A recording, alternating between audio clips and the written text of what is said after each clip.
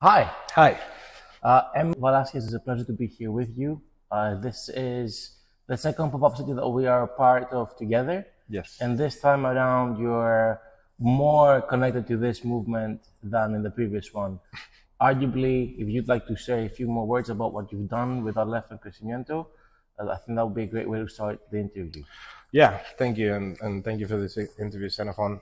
So yeah, we met around April, May of this year during the Moo pop-up, which is the second, third iteration that they had done a pop-up, and it's here in Buenos Aires, Argentina. And I just went to participate. I've always been interested in network states and the connection between like pop-up cities and different forms of innovation and like governance, government structures.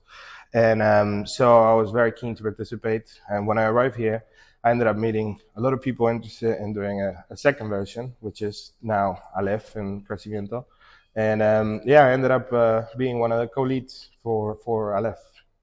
Lovely. So Aleph is the pop-up city, but that's the kickstart of a whole movement that actually started in April at the end of the move called Crecimiento. And you are one of the co-leads for the pop-up city, but not only the pop-up city. Can you give us a bit more information about what Crecimiento is, what Aleph is, how they're connected and how they're different, as well as what the future holds for the movement of Crecimiento? Okay. Yeah, so Crecimiento is a movement trying to transform Argentina into a hub for innovation and crypto innovation. In a way, it's not only transforming, it's like reinstating and showing that Argentina has always been this hidden gem in the crypto world, and especially Buenos Aires for crypto development. Like you go to conference, I've been in this industry since 2013, and you go to conferences around the world and you meet the teams, and like 95% of the teams have either Argentinian developers or Argentinian founders. Like it's really amazing the impact the Argentinians have had in the crypto world. And there's a combination of factors for this. There's a high technical talent. There's a lot of outsourcing from the US that needed technical talent as well. And by being in the same time zone, there's a lot of like predilection for Argentinian, Colombian, Latin American companies. So there was a lot of talent in Argentina. And of course, we've been through a whirlwind of financial turbulence. I remember being a kid, and having to participate after the 2001 crisis, having to participate in the troike, having to exchange one good for the other because our currency had completely collapsed, and going to my parents to squares to change like a TV for food and tomatoes and stuff. So every Argentine sort of has this in their bones, this understanding of like fiat currency can collapse when governments do wrong things.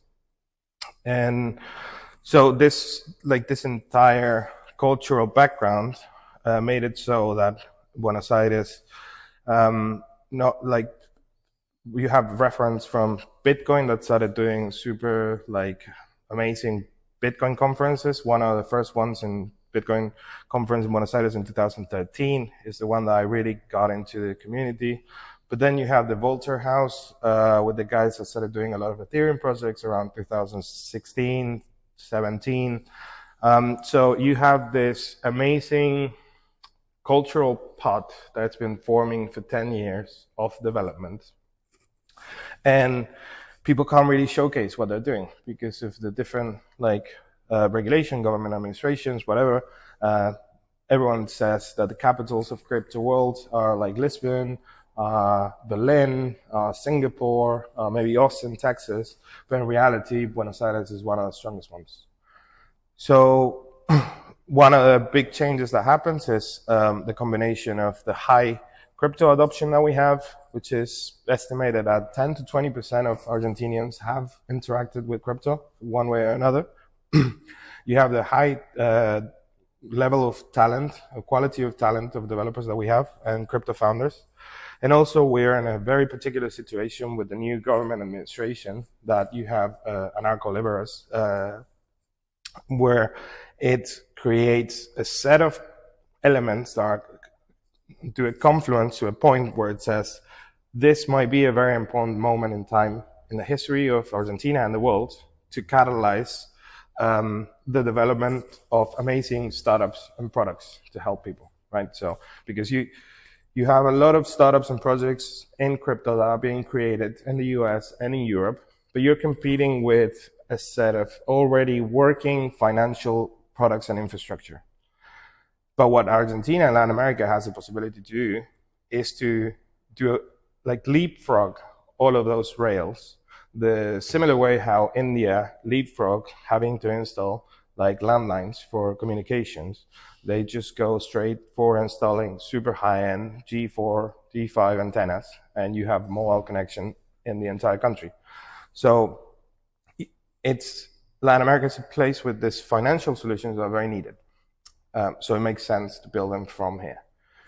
And what I like when we started thinking about the Crecimiento movement itself, it was that you really have like around 10 verticals that are problems that can be addressed by crypto products and solutions. You know, so if you think about like access to credit, lending, mortgages, if you think about this in terms of verticals, then you say, all right, normally, in order to have a successful startup become a massive company, you need to try around 100 startups for one of them to be successful. So then you need 100 startups per vertical. So that's not a crazy number of products. Like Y Combinator, in every batch now they have around 150 to 200 companies, and that's just one incubator. So it's like, all right, how do you catalyze this movement and make a statement to the world saying this is going to happen? And that's when you do the launch of Aleph, the pop-up city. It's like you make a statement. You say, from the 5th of August to the 1st of September, Argentina and Buenos Aires is the capital crypto of the world. And everyone should be here, and you should invite your friends, and we're going to have development, a massive co-work, food, happiness, dancing, and like everything coinciding into one. And that's a bit the name Aleph comes from Borges, the famous Argentinian writer, which in one of the books describes the Aleph as a single place and point in the universe where everything collides. So the name behind it is, it's pretty much it. It's like, how do you jumpstart a movement by getting the entire eyes of the world to look at a single place? And at the same time, you spark innovation with new innovation. Because if you look at the way that we have sparked innovation in different places around the world, you know, if you put in an XY axis, you have like university campus are very good because you draw like kids that want to learn, you draw talent. You have company accelerators. You have conferences that are like the Ethereum conferences at CC, DEF CON. You have formats where are like 3 days to 5 days, very intense, a lot of people going to a single place. And those have like benefits and drawbacks, each one. And pop-up cities, particularly for me, are very good because it allows people to create deeper bonds and relationships when they spend more time together. So it's not 3 days conference and you network, go back and send emails to follow up. It's like network and have a coffee and do exercise and get to know the other person, and you form more lasting relationships. So I'm very excited. It's amazing to go from in May participating in one to end of May leading one, and then having tremendous advisors like and people like you, Xenophon, you have helped me, and the people from Ed City have given us a lot of knowledge. But it's such a new thing as well that you make mistakes and you try things and they work and they don't work. But the experimentation has been tremendous and very fun. I think you did a fantastic job analyzing why pop-up cities are an emerging phenomenon. But you also talked about the reality of living in Argentina, the financial reality. And I don't think people understand the lack of financial infrastructure that might be affecting countries like Argentina and the rest of Latin America. So I would like to ask you to, if you can, to explain a bit more about what it was like during this economic crisis and what it's like even today for you to get a mortgage or to get a credit credit line or whatever. Yeah. It's funny. Like, it's not even stuff that has happened when it was really broken. It's like stuff that happens now that we have people in the pop-up city, and so many times it's like you have to do what? It's like it happened that we had to make a payment to one of the restaurants, and you have to take our back with cash because they only take cash because a high percentage of our economy is under the table, and they don't accept bank transfers, they don't accept credit card payments, they only accept cash. So it's literally a big bag. And it was funny because I showed it to someone that it was covered in a bag in paper, and I said, touch it and tell me what do you think this is.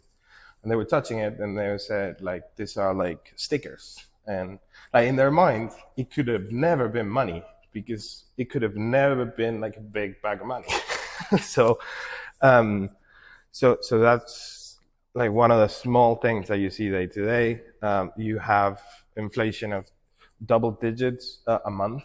So when I went to university, they would make us do business plans with 3 years ahead.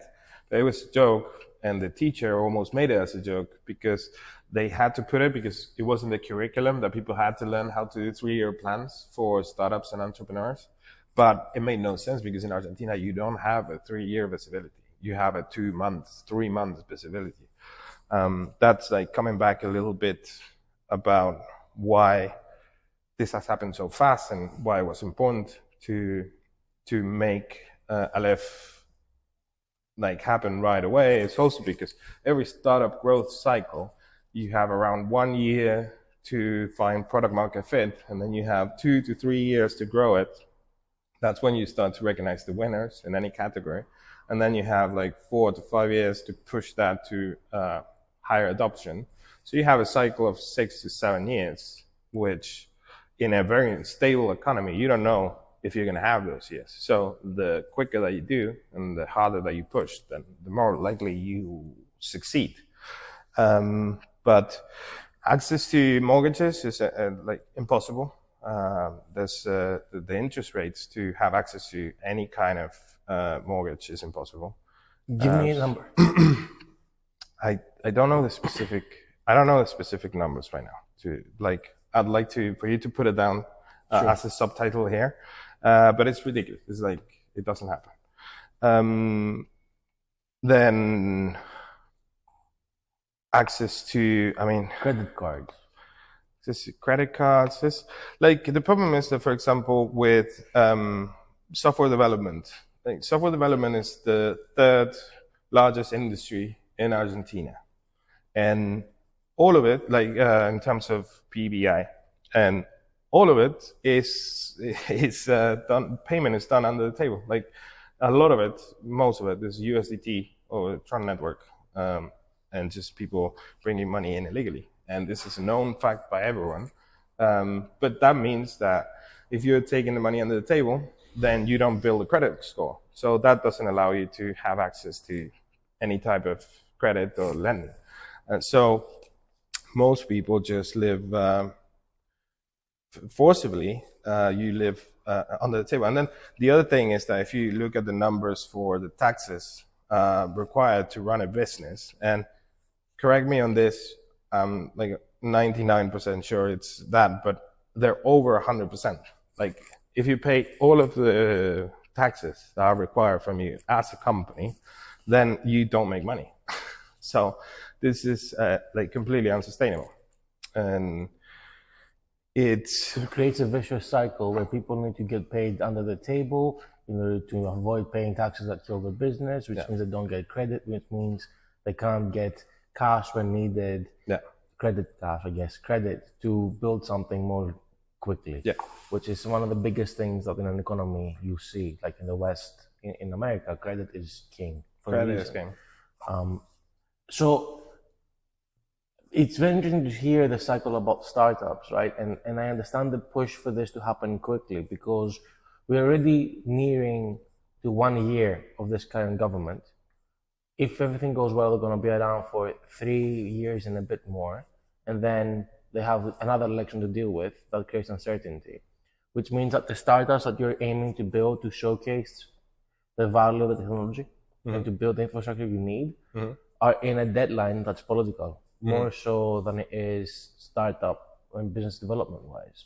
Would you agree with that statement or not really? I agree. I agree up to a degree, up to a point, because I mean the good thing about crypto is that if you look at it in terms of like global communications, is first you had the internet, which was the freedom of information, and then you have crypto, which is the freedom globally of value.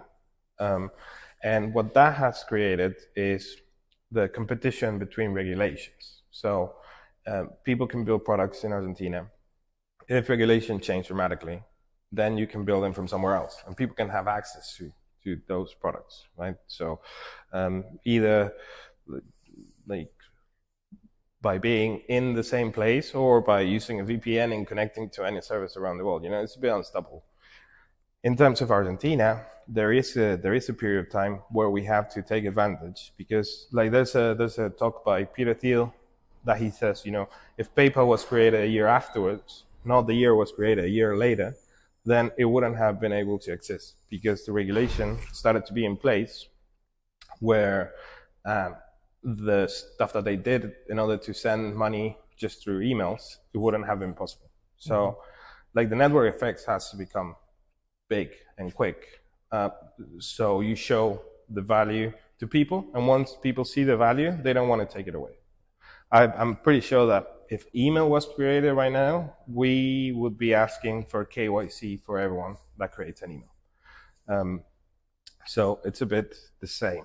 It's if you wanna create, I don't know, like some of the startups that you have here, if you wanna co-invest in a peer-to-peer way to have access to a mortgage to a house, like instead of having the money from the bank, having it pooled by a pool of either peers, your friends, or risk investors that want to have access to them. If that's a product that you can create now with the tools that exist, and you can grow it, and if people find that it brings value and it's it brings help to everyone, then they're not going to bring it back afterwards. So that's a bit what we want to create here. It's like looking at the verticals of problem space and incentivizing enough entrepreneurs to develop this. And then the other thing is like analyzing Argentina and the entrepreneurial landscape in general.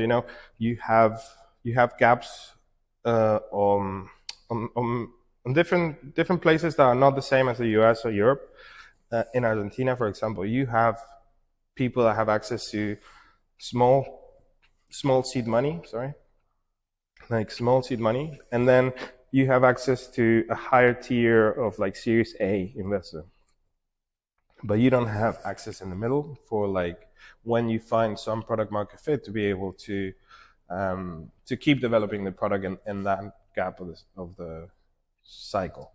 So there is a massive number of entrepreneurs in Argentina and in Latin America. We just need to do a push at the beginning and like support a little bit at the beginning and mentor.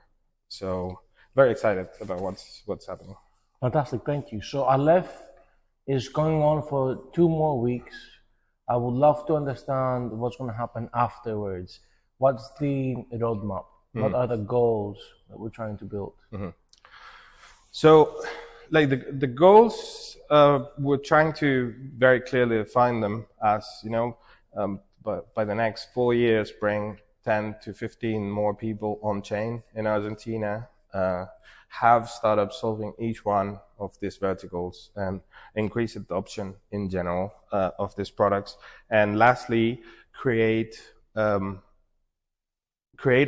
place where there can be a form of stability for startups to develop products on for the next 30 years. So that's the leg that's a bit more difficult. I don't know if you've seen the famous Velazquez talk in Y Combinator, where he says there's 2 ways to change the system. It's like voice or exit. So either you change the system for within, or you create a new system and exit. And you sort of have to, in order to change this system, you have to attack it by many different fronts. So that's why in terms of voice, we're also working on this regulatory sandbox in the city of Buenos Aires with the team here in order to create a space for startups to be able to innovate. And that the team that's working on the sandbox is also analyzing many different ways that this can be achieved by doing experiments on zona franca, like digital free zones, or sandbox, and taking sandbox to a national level and talking to different parts of the institutions like CND, which is our local SEC, and the fintech chamber and local and national governments. It's a bit like, how do you create a safe space of regulation where startups know that they can work for a long time, and investors in particular know that they can be assured that laws are not going to change, the rules of the game are not going to change for a period of time. That brings stability, and that allows you to do the 3-year plan that my university teacher wanted me to make. The joke becomes reality. Basically. Lovely. So I know we're going to do a deeper dive on the zones and sandboxes when I get Millie to interview, hopefully soon, about Aleph and about what's happened since April. In an ideal world, what would you have done different? Is there anything that you wanted to do that you didn't get the chance to do? And are there any gaps that you believe need filling in this whole movement of pop-up cities? Because Aleph is one of a series of efforts to do something similar, and arguably one of the crown jewels of the movement. Yeah. I mean, there's many things I would have done different. I would like to do a full retro when everything is over. When the 1st of September arrives, not that it's going to be over, but obviously having more time, it would have been great to be able to invite more people. The weather in August in Argentina is colder, but that's not really a problem. The problem is that it's summer in the rest of the world, so everyone is doing their thing. Tell me about it. But the thing is that, in September onwards, you already had like big conferences around the world planned. So if you didn't do it here, you had to wait until March, and that's a bit too late. Again, coming back to those development cycles that we wanted to push. So it made sense to do in August. One thing that I find very interesting that I liked, and I think it has to be more explored, is that we started doing the Aleph passports, which it was basically, this could have been communicated better from my perspective. That was one of my jobs, but it's like, you have the city, and the physical infrastructure of the city is for free. Like, that's available for everyone that participates.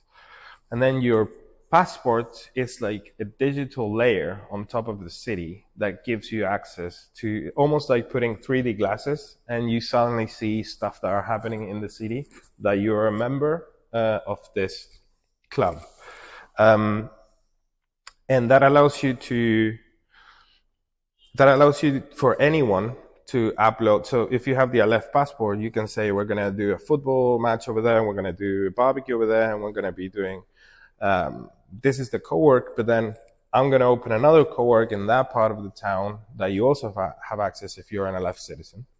And Just then, to add to this, you also have a map of stores that accept Morphe, which is a crypto payment that was created for Aleph.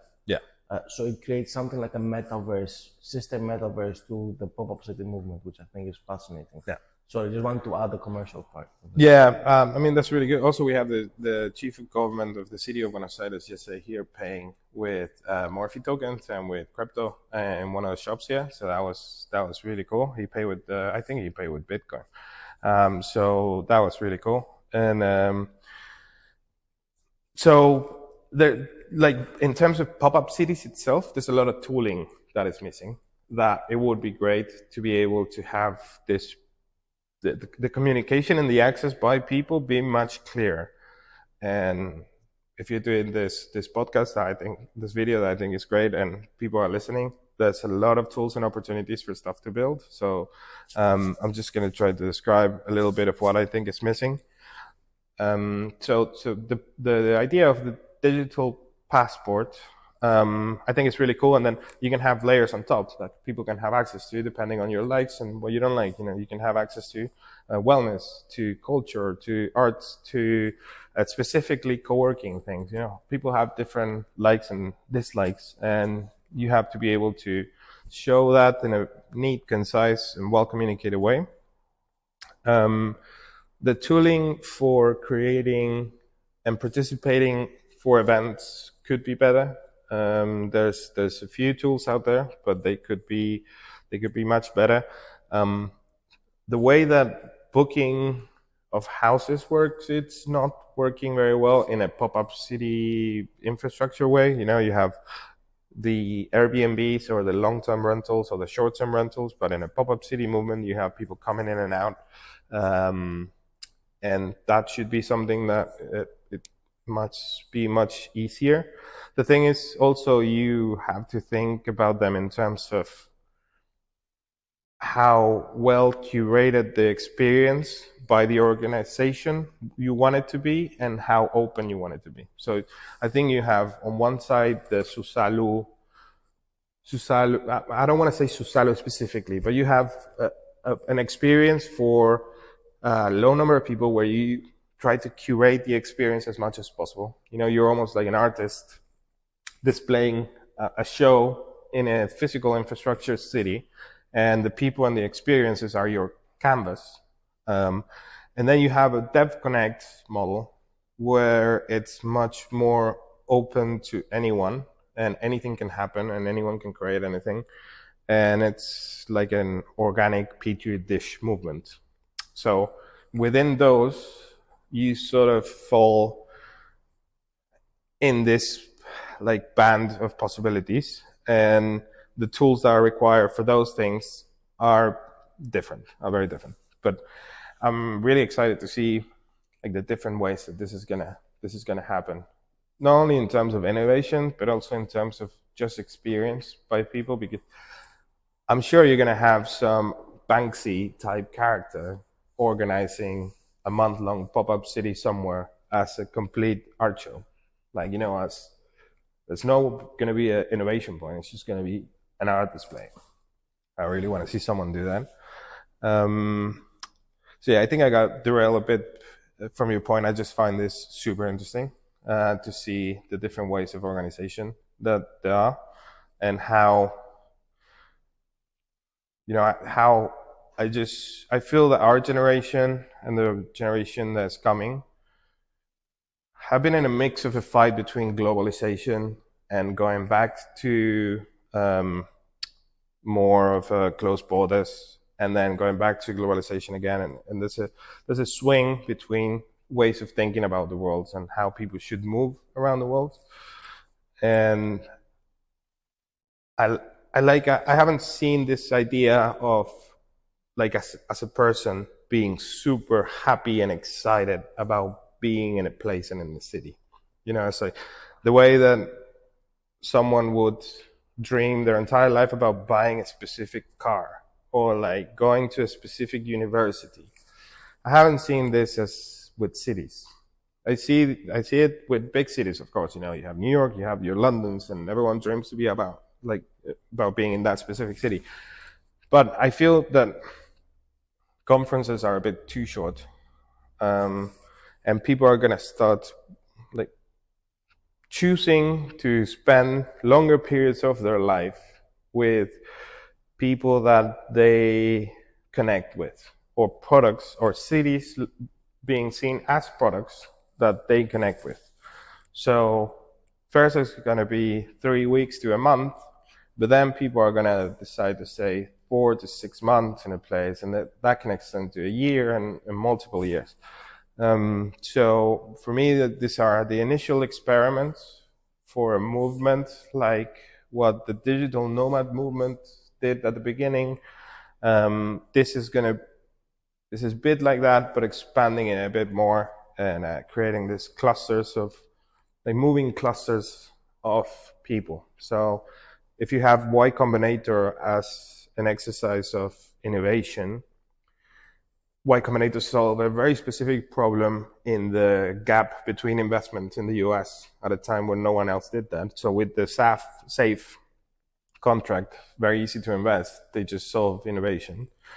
I think now you have some sort of like moving Y Combinator around the world, because now people don't necessarily want to be in California because California is expensive and there's a lot of like it's not what it was a few years ago, particularly with crypto.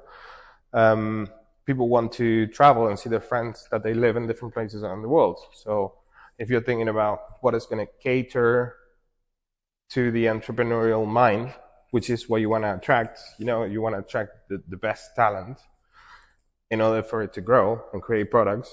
If I were to say what's going to attract that type of people right now, for me, it's like having this pop-up city movements that happen in different places around the world. Got it. Now, second to last question. What's the best way for someone to help the Crecimiento movement moving forward? How can someone help you and the team behind Crecimiento and Aleph to continue in their mission? I would say, come. You still have time. I would say participate, join the channels, start the conversation. Like the Crecimiento movement from now on to the future is being defined right now. And that was part of your question earlier, and I think I went into a massive tangent, but there's not a clear defined thing of what the Crecimiento movement is going to be. There's a lot of people we have a track, which is the Crecimiento track that is happening during this month. That is everyone that's participating, trying to help define what the movement should be based on the information that we are gathering. Should the Crecimiento, in order to achieve its goals, be a startup accelerator? Should it be a recurring pop-up city that happens every 2 months with different topics? Should it be a network, like a complete decentralized blockchain network that incentivizes innovation through different forms of incentives? It's like mapping out the space of opportunities and talking between everyone here in order to define what that looks like. So that is why I'm saying join the Telegram channels, join the Google Docs that we have, and read everything and comment, because everyone is trying to shape it. Emi, another question popped in my mind before the last question that I wanted to ask you. There seems to be a very close connection of the Crecimiento movement with Argentina and Argentinians. Mm-hmm. For people who are not from Argentina and they're willing to come and help for this, mm-hmm. What's the balance for them to move forward? How can they provide value without overstepping some of the cultural decisions and targets that Crecimiento has put forth? And provide us some clarity here if you can, because I might have misunderstood some things on this as well. Mm. How much of Crecimiento is for Argentina and Argentinians, and how much of Crecimiento is for non-Argentinians and people that are from abroad? Yeah, I understand what you're saying, and that's sort of what's trying to be defined during this month as well. Like, I've heard people within the movement say different things, but Crecimiento is, you have only in Argentina, you have 50 million users that are open to have access to these financial products. You have companies from like startups from outside that if you want to offer your products to Argentinians, that you should come and relocate here and be part of this that is happening. So it's not only for Argentines. It's not only for Argentinian startups.